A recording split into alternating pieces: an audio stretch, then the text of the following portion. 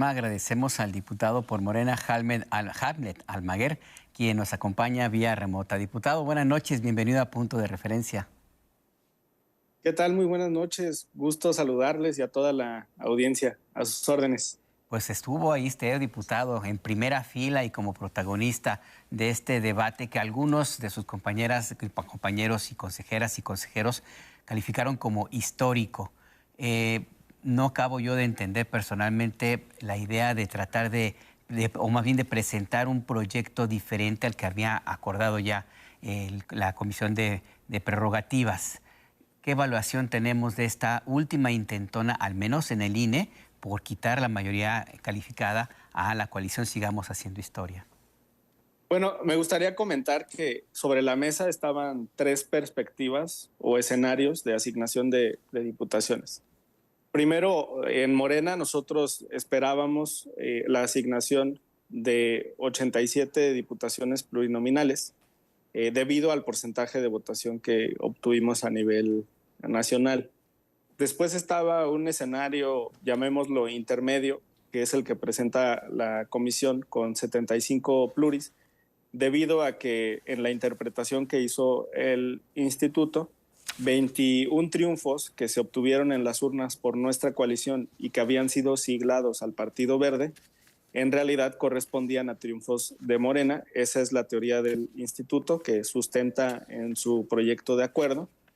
Y debido a esto, a la hora de realizar las operaciones aritméticas, de dividir, digamos, las porciones del pastel, este término se llama cociente natural, a la hora de aplicar el cociente natural al partido Morena, se tiene una sobrerepresentación de 12 curules, de tal forma que el instituto pues termina por otorgar 75 plurinominales. Y en lugar de 161 triunfos de mayoría, como dice el convenio de coalición, aplicar 182 triunfos de mayoría. Eso significa pues que una docena de compañeras y compañeros bajo este criterio del instituto no llegarían al Congreso.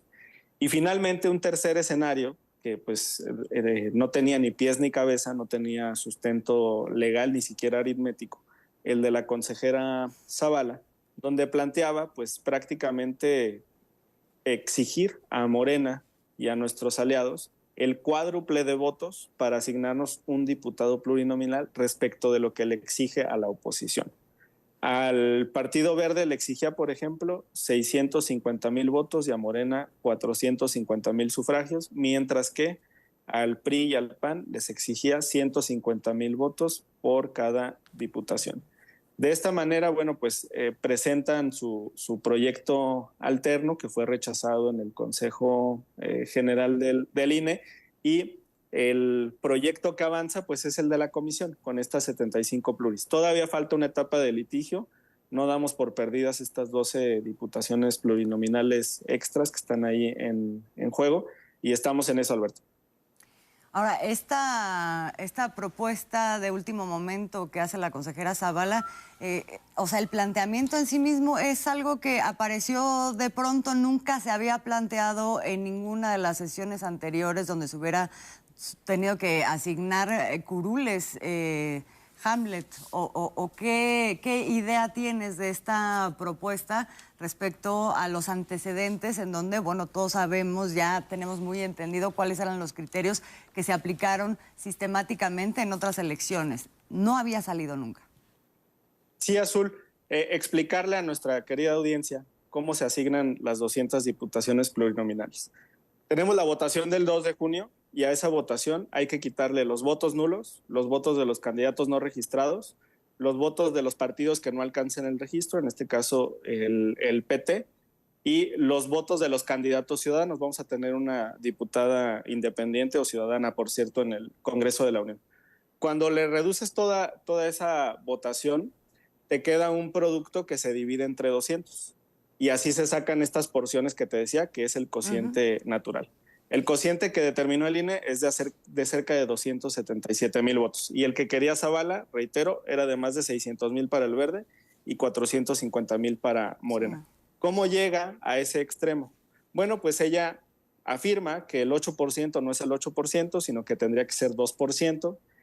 fueron los propios consejeros los que le dijeron que esto no tenía sustento, y lo hace porque ella sabe que existen muchos criterios de la Sala Superior del Tribunal Electoral que le cerraban muchos caminos, le cerraban muchas puertas. Ahí en mi intervención, por ejemplo, mencioné, en el caso de la supuesta transferencia de triunfos, el Tribunal Electoral ya había resuelto que esto era inexistente y que se resolvía con el análisis de la militancia efectiva.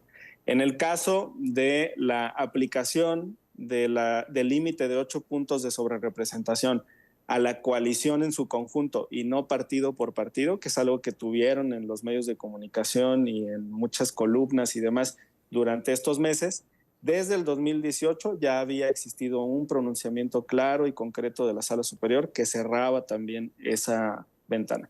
De tal forma que ya no tenía muchos caminos más que hacer una nueva interpretación de lo que significa 8%. Y pues claro que los demás consejeros, la mayoría de los consejeros, no la aceptaron y terminan, bueno, pues por aprobar este criterio que te comento, que todavía puede ser revisado en la Sala Superior. La oposición tiene 48 horas para impugnar este acuerdo o aquellos candidatos que hayan quedado fuera de las listas, por ejemplo, Azul.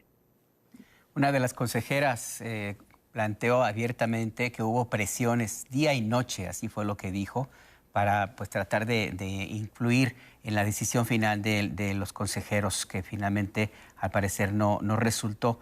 Pero todavía queda una ventanilla, que es el Tribunal Electoral. Con base en este resultado y el antecedente de todo lo que se movió días previos, inclusive unas horas antes, diputado Hamlet Almaguer, para tratar de que esta situación que se tomó en votación no ocurriera, ¿cuál es el escenario entonces para lo que viene en el tribunal? Bueno, yo creo que algunos sí se dieron a estas pretensiones y por eso cambiaron de criterio de esa forma tan abrupta. De hecho, en el caso, por ejemplo, de la consejera Rabel, yo encuentro inconsistencias entre cómo votó en comisión y luego cómo votó en el Pleno, e incluso cómo participó en primera ronda y luego en segunda ronda ya cambió, digamos, del sentido de su voto, aunque dijo que no se había referido al proyecto de la consejera Zavala, pero todo parecía indicar que sí.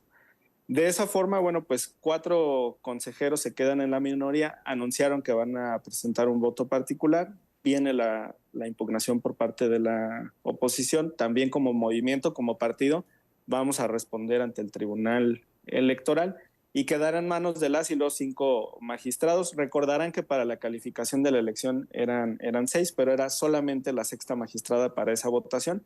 En este caso del Congreso serán 5, y pues yo vaticino que un par de magistrados estarán en contra de esta asignación y estarán en línea, digamos, con los votos de los 4 consejeros de hoy del Pleno, por lo que podríamos tener una resolución final de 3-2 en el Tribunal Electoral, previa determinación de 7-4 en el Consejo General del Instituto Nacional Electoral.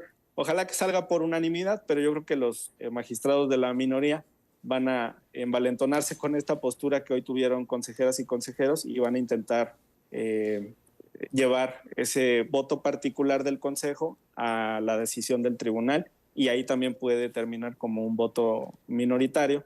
El consenso, también quiero decirlo, es que se requiere reforma en materia electoral en nuestro país y hay muchos sistemas para garantizar representación.